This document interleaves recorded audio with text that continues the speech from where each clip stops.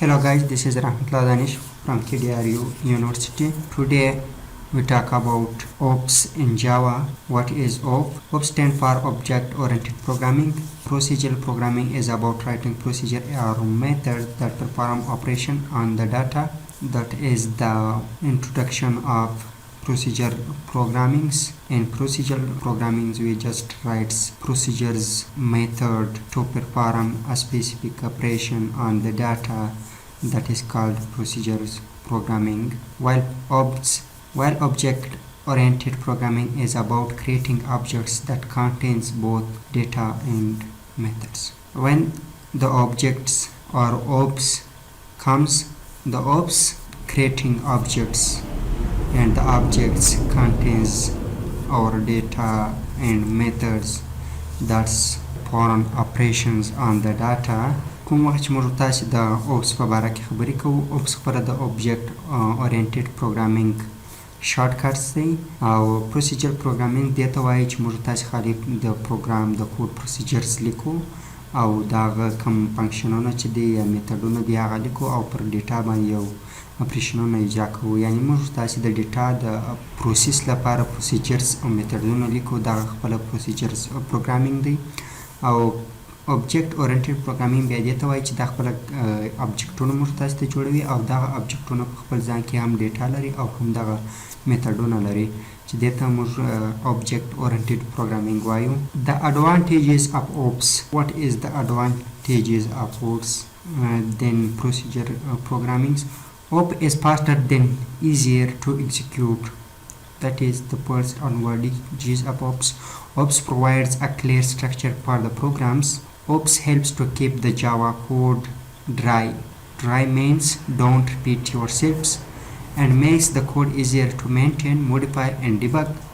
OPS makes it possible to create full reusable application with less code and shorter development time. The object oriented programming هغه ګټې چې دي لومړی ګټه یې دغه ده چې دا ډېر تیز دی او اسانه دی چې اکزیکیوټ سي یعنی اجرا سي یا ران سي دا اوپس چې دی اصلا موږ ته د پروګرام یو هغه صفا ساختمان یا سټرکچر موږ ته وړاندې کوي یعنی پروګرام په ډېر صفا سټرکچر کوي ساختمان ډېر ښه واضح جوړ وي بل اوپس موږ سره دا کومک کوي چې د جاوا کوډ موږ دوباره یوز کو یعنی موږ د ریپیټیشن څخه ساتي ډونټ ریپیټ یور سیلف ډرای د دې مطلب دا دی چې موږ وغواړو خپل کوډ بار بار استعمال کو یعنی بار بار اکزیکیوټ کو د اوپس لویه ګټه دا ده چې موږ کولی شو خپل کوډ دوباره استعمال کو یا دوباره ګټه ځینې واخلو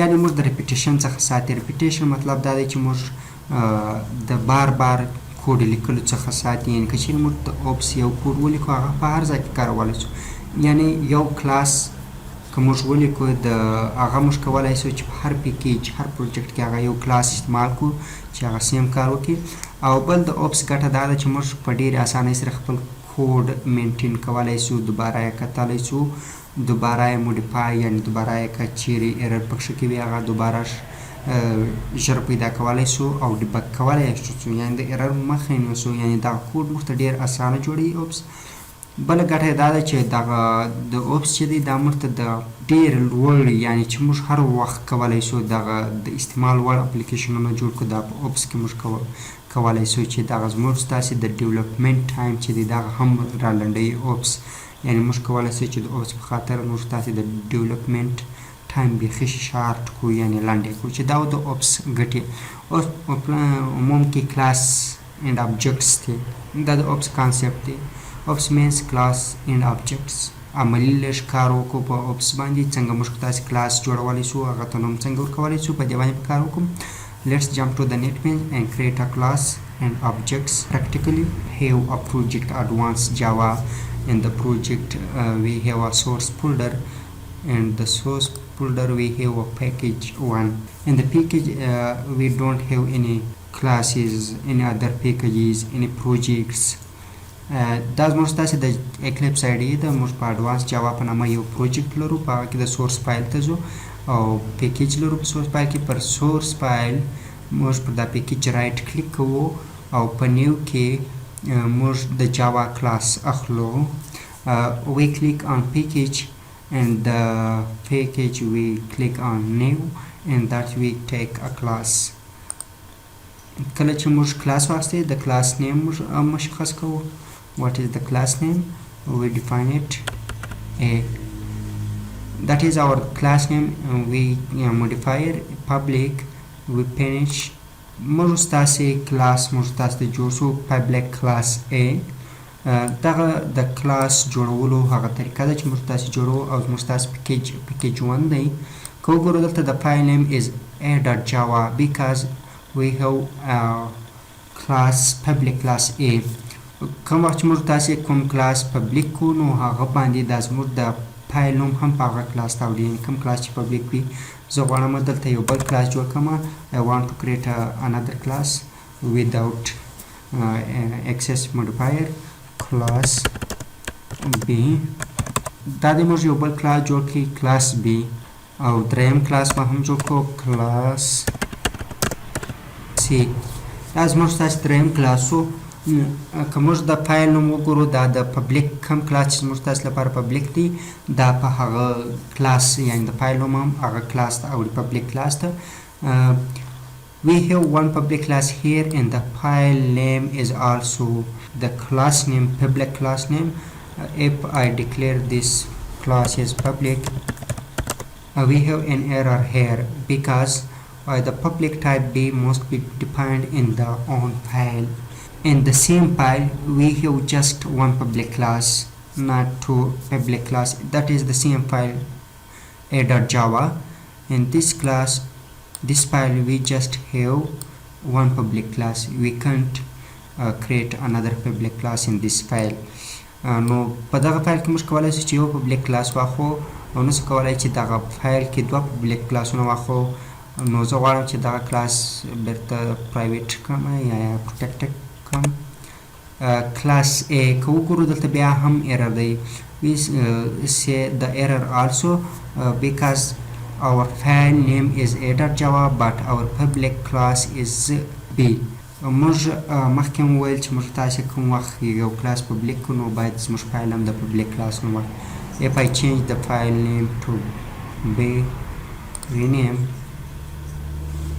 if I change this name to B the error will be gone. If I save this file the error is gone because our file is the same our public class. When I create a main method here